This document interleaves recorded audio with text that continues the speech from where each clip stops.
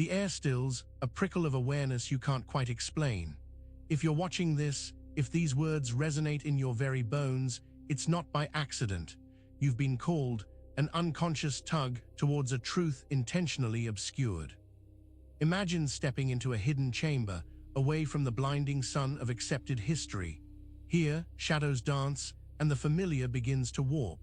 We're not here to blindly accept symbols, but to unearth their roots, to question the very foundation of what we've been taught is sacred. The cross, it's everywhere, isn't it?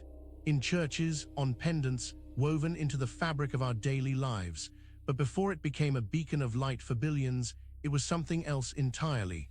Something ancient, something binding. To truly see it, we must travel back, beyond the familiar narratives, to the dusty plains of Mesopotamia, to the opulent decadence of Babylon. Here, the cross wasn't a symbol of sacrifice or salvation. It was a cosmic diagram, a blueprint for control, etched into the very fabric of their understanding of the universe. And it was intimately tied to a celestial body we know all too well, a silent sentinel in our night sky. This ancient cross, this four-pointed star, was more than just an artistic flourish. It was a key, a signature of celestial power. The architects of ancient understanding, those who peered into the heavens for answers, saw its divine geometry reflected in the patterns of the cosmos. But this wasn't the gentle gaze of a benevolent deity. This was a tether, a way to anchor consciousness, to draw it towards a specific celestial influence. The cults that arose, the rituals that were performed, they all sought to harness this power, to place themselves within its geometric grasp. It was a way to connect, yes, but to what? And for whose ultimate benefit? The Gnostics, those rebels of early doctrine, whispered of truths that were deliberately buried. Their suppressed gospels speak of a cosmic order, a system of control that predates established religions.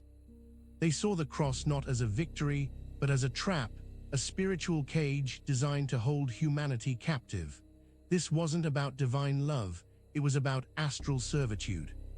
The symbol itself became a tool, a sigil imprinted upon the psyche, designed to orient our spiritual energy, to ensure we remained tethered to a specific plane, forever circling a predetermined orbit.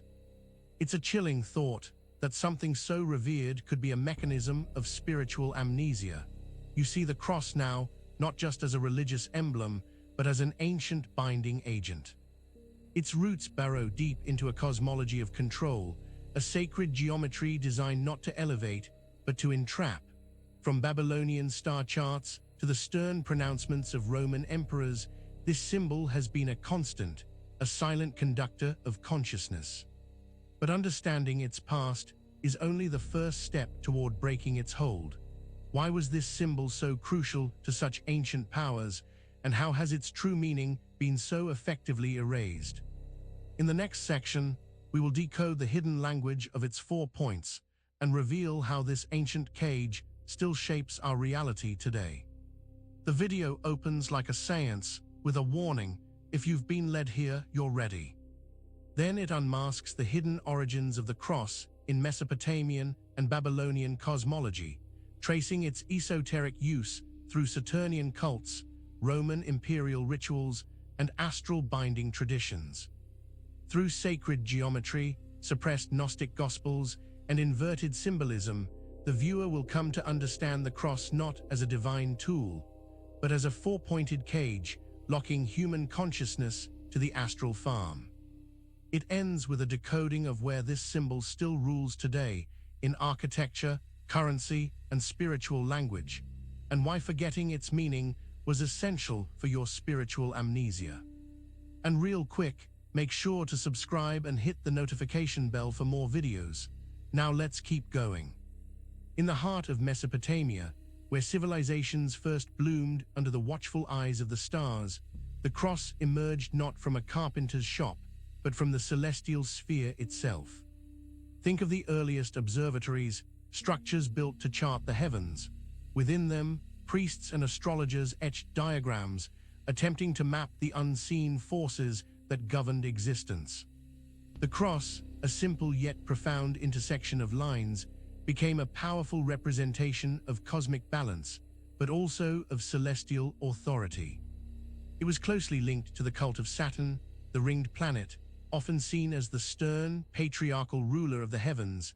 The architect of physical law and cosmic time, his influence was immense, and the cross became a potent symbol of his dominion, a way to invoke his power and to align oneself with his predetermined cycles. When we speak of Saturn, we're not just talking about a planet. In ancient lore, Saturn represented a profound principle, a cosmic force of structure, limitation, and perhaps even entrapment. The cross, in its early forms, was a visual anchor for this power. Imagine it as a cosmic crossroads, a place where earthly energies met divine decree.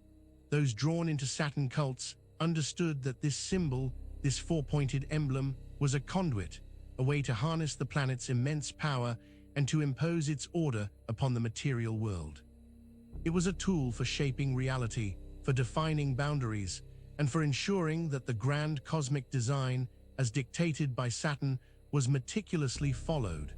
This geometric fascination wasn't confined to ancient temples.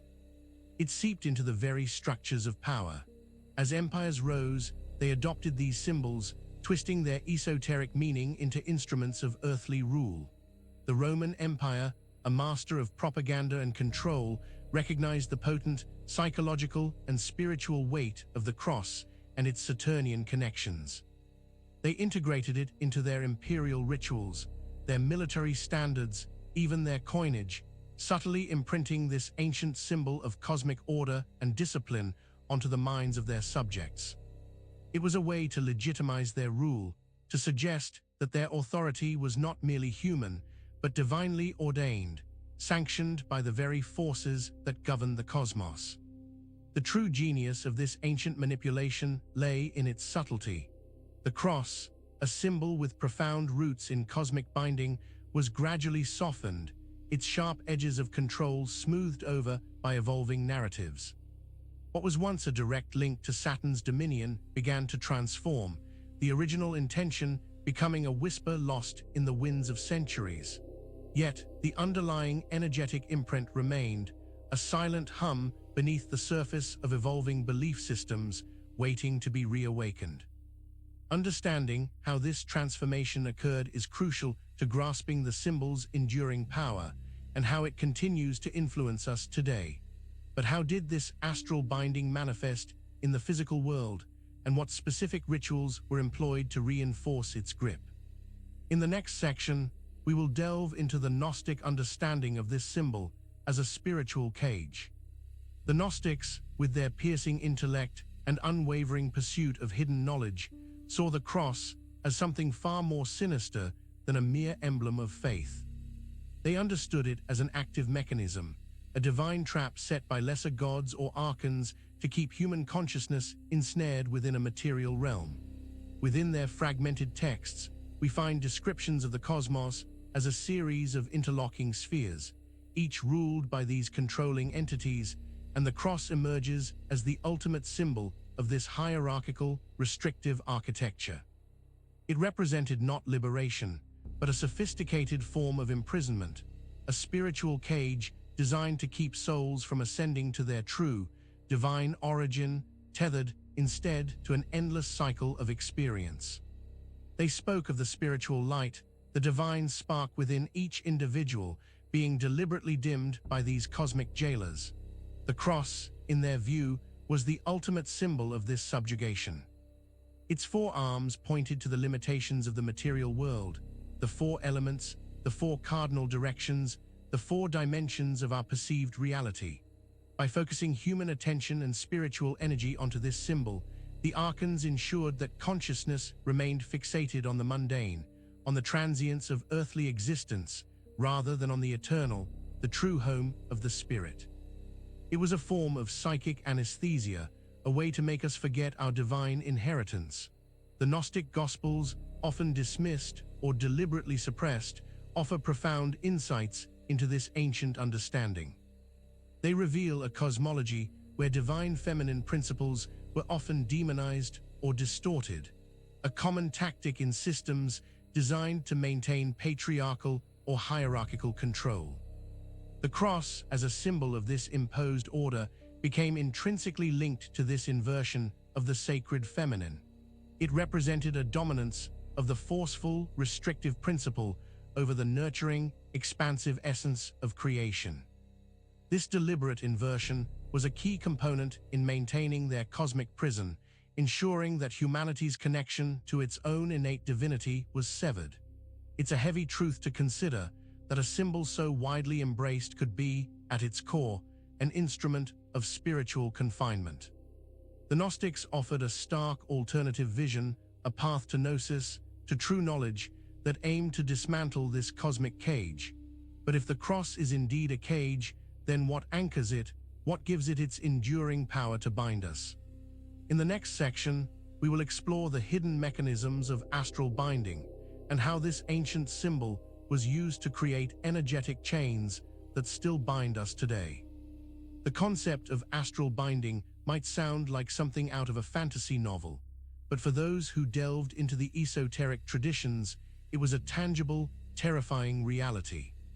It involved using specific symbols, like the cross, to create energetic connections, essentially forging spiritual chains that tethered a soul to a particular location, entity, or even a cycle of reincarnation.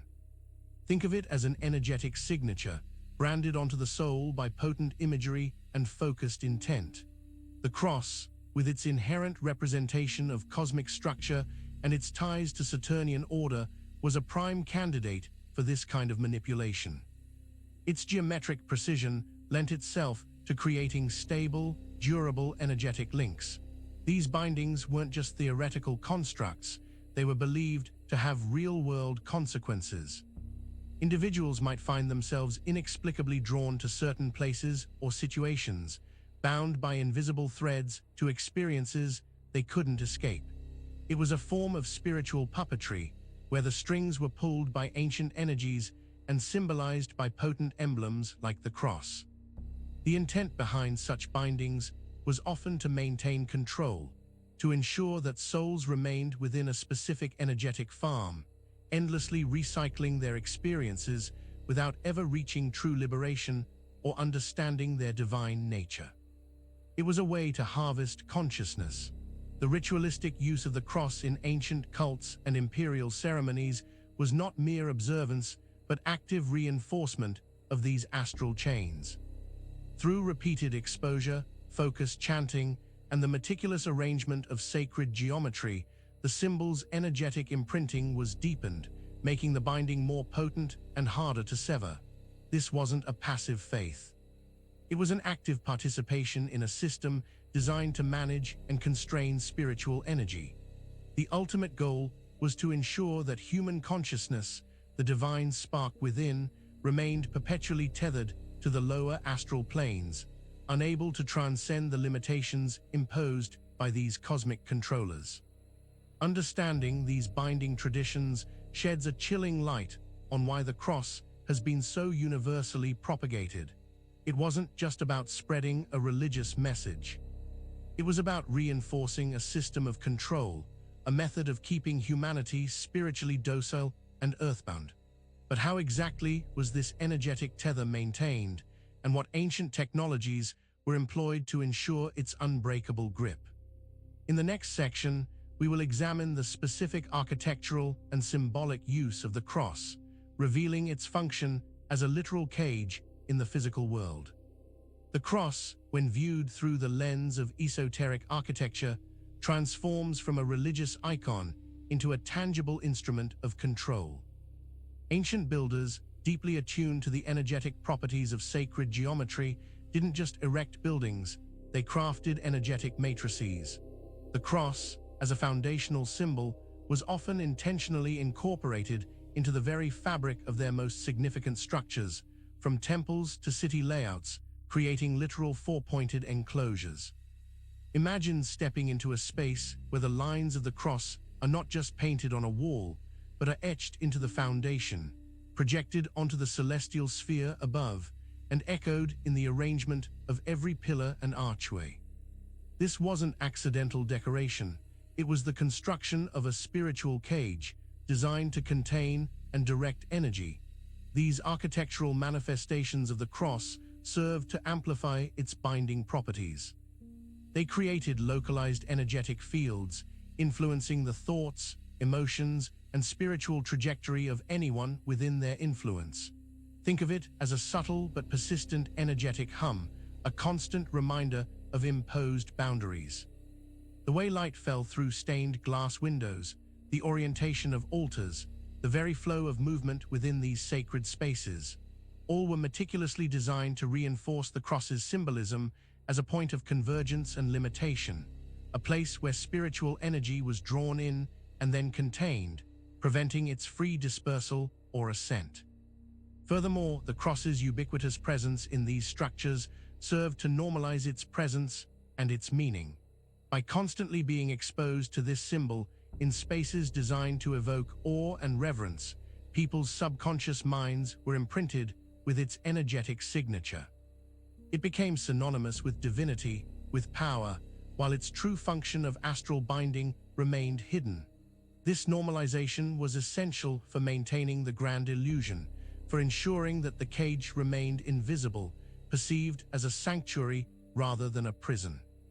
The very act of worshipping within these cross-shaped confines inadvertently reinforced the energetic chains meant to bind them.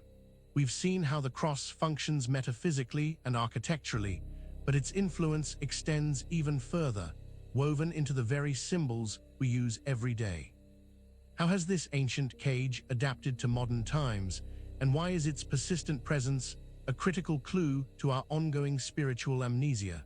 In the next section, we will decode the cross's influence on currency, revealing its profound meaning in the economic and spiritual heart of our societies.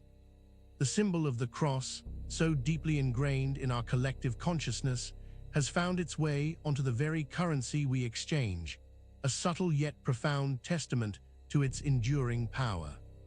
Look closely at coins and banknotes, and you'll often find variations of this four-pointed emblem, sometimes overtly, sometimes disguised within more complex designs. This isn't a mere coincidence or a historical artifact. It signifies the ongoing integration of this ancient binding symbol into the very mechanisms of our material existence, particularly in the realm of economics, which governs so much of our earthly experience and our perceived reality.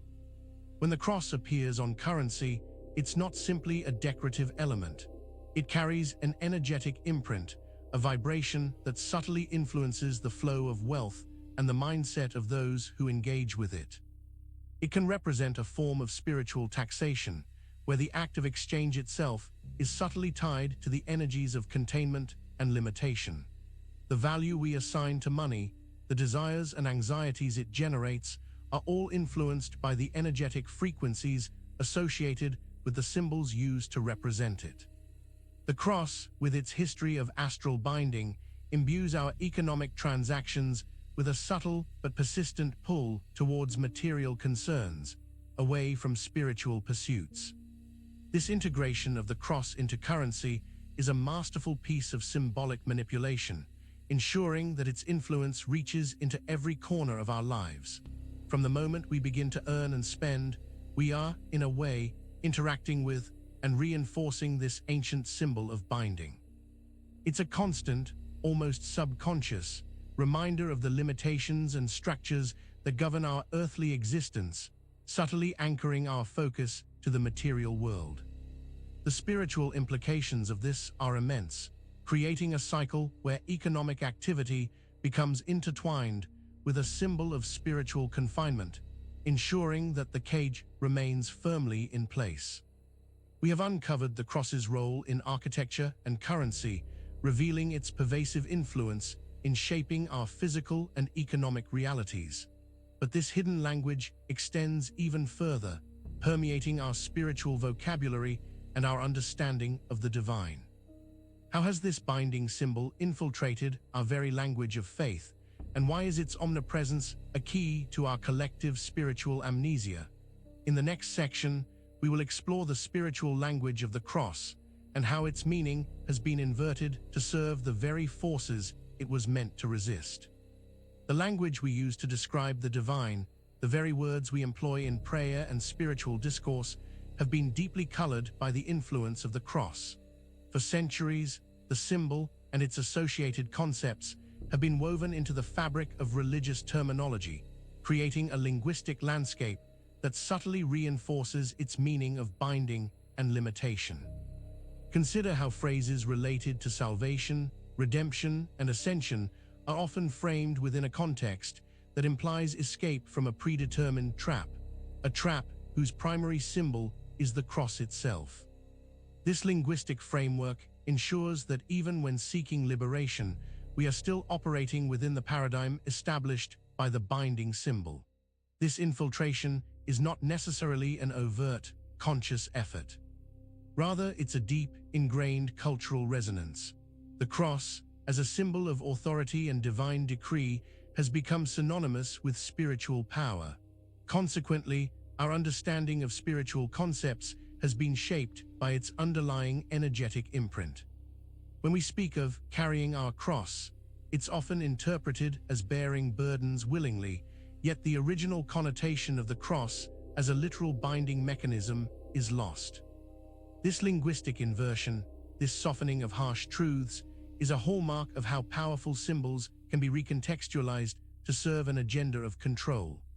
The spiritual language surrounding the cross has effectively obscured its original meaning, transforming it from a tool of astral binding into a universally recognized emblem of faith and sacrifice. This linguistic sleight of hand is crucial for maintaining spiritual amnesia.